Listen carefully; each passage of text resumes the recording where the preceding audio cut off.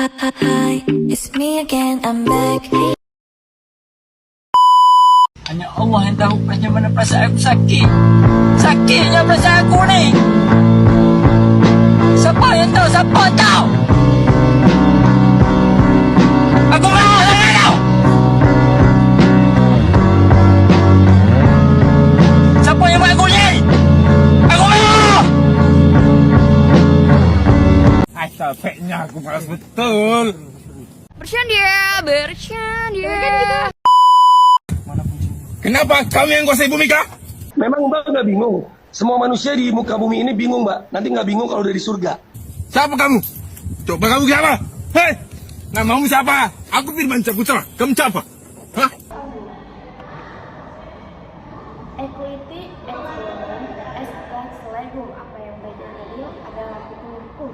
Assalamualaikum warahmatullahi wabarakatuh. Salam sejahtera bagi kita semua. Shalom Om Swastiastu.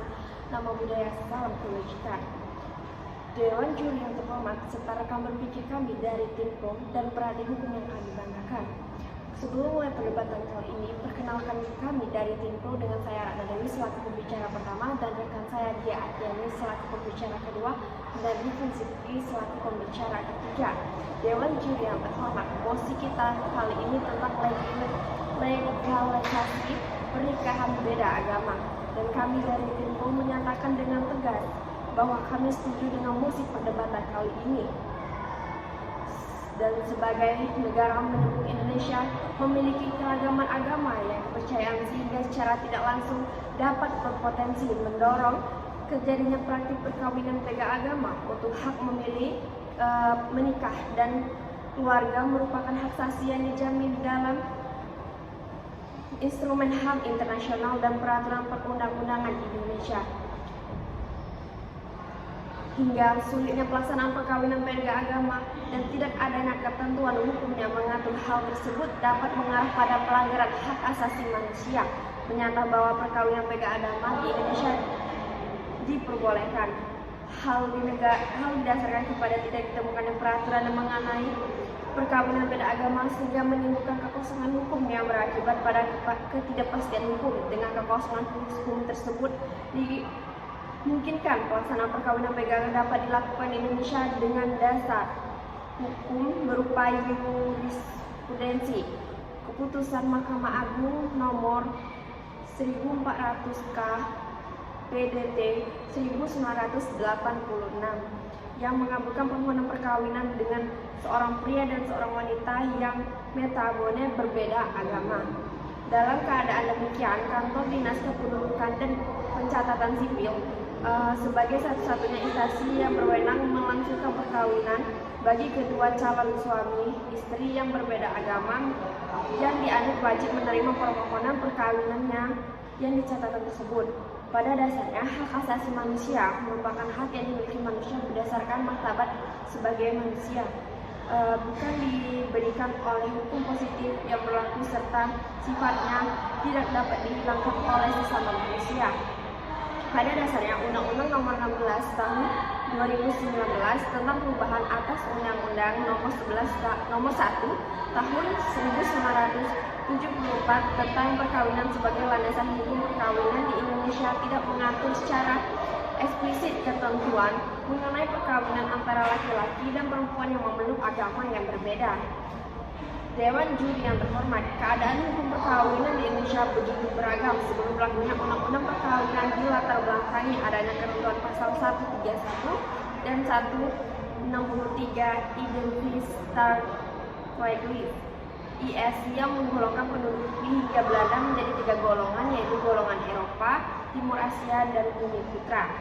Setiap golongan penduduk berlaku sistem hukum masing-masing yang membedakan golongan satu dengan golongan lainnya. Baik, dilanjutkan dengan pembicara kedua. Equality et bonum et lex regum. Apa yang adil dan baik adalah hukumnya hukum. Saya selaku pembicara kedua mohon izin untuk menyampaikan argumentasi sebagai berikut. Pernikahan seharusnya dilakukan berdasarkan ketuhanan yang Maha Esa, bukan dipaksa berdasarkan hukum agama saja. Ingin menanggapi lagi dari tim kontra bahwa pernikahan berlangsung dalam jangka panjang yang kita ketahui bahwa berdasarkan fakta di Indonesia, kita mengetahui bahwa pernikahan di Indonesia itu tidak memungkiri bahwa adanya pernikahan beda agama. Berdasarkan data yang ada, itu sekitar 400.000 data anak-anak di Indonesia terlahir dengan dua orang tua berbeda agama. Bagaimana dan apa yang akan kita lakukan terhadap anak-anak tersebut? Pernikahan memang dalam jangka yang panjang. Dalam jangka yang panjang itu kita perlu memikirkan lebih keras. Apakah pernikahan ini hanya sebatas dengan larangan-larangan agama saja? Yang kita tahu bahwa negara Indonesia adalah negara ketuhanan yang Maha Esa, bukan berdasarkan agama yang dianutnya saja. Undang-undang perkawinan bukan berarti menghilangkan aspek religius perkawinan, tetapi keabsahan pernikahan itu tidak lagi berdasarkan agama. Pasal 2 ayat 1 perkawinan bertentangan dengan Undang-Undang Dasar 1945. Kita perlu mengetahui bahwa masyarakat Indonesia adalah masyarakat yang pluralistis. Seperti di Indonesia sangat mungkin terjadi perkawinan di antara dua orang pemeluk agama yang berlainan. Beberapa di antara yang mempunyai kelipatan materi mungkin tidak terlampau pusing karena bisa menikah dengan di negara lain. Namun bagaimana dengan mereka yang memiliki ekonomi rendah, yang tidak akan mampu untuk menunjang pernikahan yang beda agama di negara lain? Saya mengadui berdasarkan riset dari UIN Jakarta bahwa ada 400.000 anak yang tadi sudah saya jelaskan terlahir dari pasangan yang melakukan pernikahan beda agama. Per hari yang datang ke Nurholi selaku spesialis pernikahan beda agama, 4-5 orang menanyakan pertanyaan beda agama tersebut. Apakah bisa atau tidak? Jika dalam pernikahan ini tidak ada catatan yang dirugikan, pasti perempuan. Kita mengetahui bahwa ketika dalam pencatatan sipil pernikahan beda agama tidak dianggap, siapa yang dirugikan? Tentu saja perempuan. Artinya, perempuan-perempuan Indonesia yang memilih untuk hidup, untuk menikah dengan pasangan beda agama yang tidak dicatatkan di lembaga negara, artinya hak dia semuanya hilang. Anak yang akan lahir pun tidak akan mempunyai posisi. Seorang anak yang lahir tapi tidak dicantumkan atau tidak ada nama seseorang ayah, hanya seorang ibu. Lalu apa yang akan dirasakan oleh anak tersebut? Dalam 90% permasalahan pernikahan beda agama, dalam konselingnya dengan Ibu Irna, mereka tidak lagi membatasi bagaimana mereka beribadah, bagaimana dengan kelangsungan ibadah mereka. Mereka tidak membahas ke dalam hal itu. Jika mereka masih membahas tentang kelangsungan beribadah, tentu saja mereka tidak akan menikah. Dan permasalahan mereka tidak lebih daripada itu. Beribadah itu masih menjadi masalah mereka yang tidak lebih daripada itu. Beribadah itu masih menjadi masalah yang dalam hal internalnya, di mana yang kalau misalnya mereka masih mempermasalahkan hal ibadah, tentu saja mereka tidak akan bisa nikah. Dan mereka salah paham juga dalam konsekuensi dan perjuangan mereka. Ada beberapa kasus 15-20 tahun sudah bersama, namun hanya untuk mendapat secercik kertas, untuk mendapatkan persetujuan dari negara. Itulah sangat sulit sekali. Sekali lagi, pernikahan seharusnya dilakukan berdasarkan ketuhanan yang Maha Esa, bukan dipaksa dilakukan berdasarkan hukum agama. Dengan ini saya selaku tim pro menjelaskan kembali bahwa legalisasi pernikahan beda agama itu perlu dilakukan. Terima kasih. Dilanjutkan dengan pembicara ketiga. Hormat. Dalam pasal 2 ayat 1 UU nomor 16 tahun 2019 tentang perubahan atas UU nomor 1 tahun 1974 tentang perkawinan. Pasal 2 ayat 1 menyebutkan perkawinan adalah sah apabila dilakukan menurut hukum masing-masing agamanya dan kepercayaan itu. Dengan demikian, perkawinan hanya sah jika dilakukan sesuai dengan satu agama dipilih pasangan perkawinan. Kalau ditanya, pada pendapat saya pribadi, ada kekosongan hukum dalam perkawinan beda agama. Perkawinan itu sah jika dilakukan dalam masing-masing hukum agamanya dan kepercayaannya. Karena rumitnya birokrasi agar perkawinan beda agama dapat sah, Sandy menjelaskan masyarakat memilih untuk melakukan perkawinan di luar negeri. Selain itu, terdapat juga praktik perkawinan beda agama yang dicatatkan sesuai dengan satu agama yang dituduhkan. Misalnya, Ada yang kawin dengan Islam dulu lalu Kristen. Kemudian percatatannya sesuai dengan agama yang dituduhkan atau disepakati. Dalam pengaturan perkawinan agama, terdapat juga benturan dengan kebebasan beragama bagi setiap individu warga negara. Sandy menyarankan agar masyarakat tidak melakukan perkawinan beda agama tersebut. Salah satu kendalanya dalam hal perwarisan. Sandy berpandangan dalam pembagian pewarisan terjadi perselisihan. Selain itu, perkawinan beda agama juga menimbulkan keracunan dalam percatatannya. Saya sarankan jangan karena ada benturan psikologis, pasif hukum dan kewarisan. Meski demikian, imbauan tersebut sulit dipaksakan karena perkawinan merupakan kebebasan memilih yang dapat dilakukan setiap individu.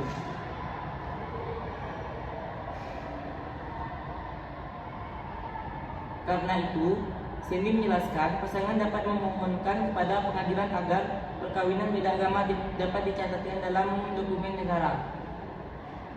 Kalau dibilang bisa memegang bisa, tapi secara hukum Indonesia tidak mengakui.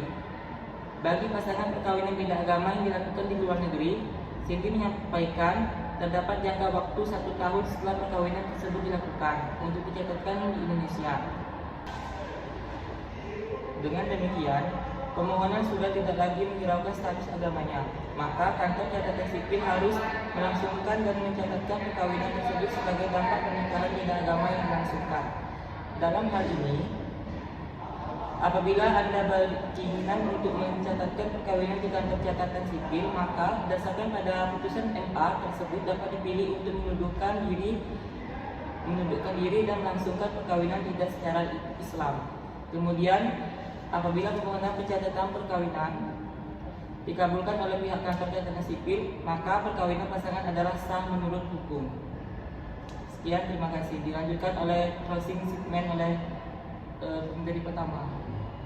Dewan Juri yang terhormat, kami pro hukum perkawinan beda agama di Indonesia dapat dilaksanakan karena Undang-Undang Nomor 16 Tahun 2019 tentang perubahan atas Undang-Undang Nomor 1 Tahun 1974 hingga perkawinan tidak mengatur secara tegas mengenai perkawinan beda agama sehingga terjadinya kekosongan hukum yang menyebabkan ketidakpastian hukum. Hak untuk menikah dan membentuk keluarga merupakan hak asasi manusia yang dilindungi oleh instrumen HAM internasional serta peraturan perundang-undangan di Indonesia. Pelaksanaan perkawinan beda agama seringkali menemui kendala di Indonesia karena tidak adanya ketentuan yang mengatur mengenai hal tersebut.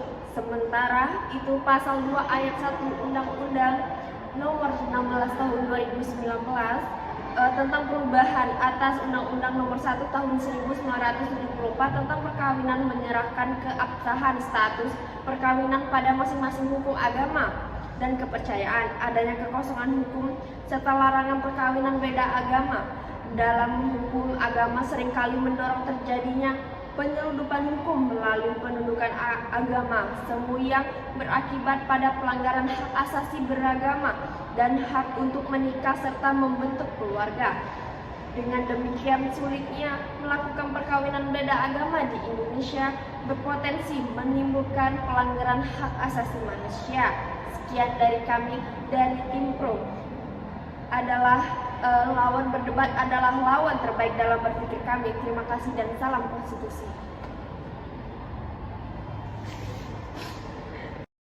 Ruby the sleeves, Chinese on my sleeve. These wanna be Chun-Li's anyway. Yeehaw.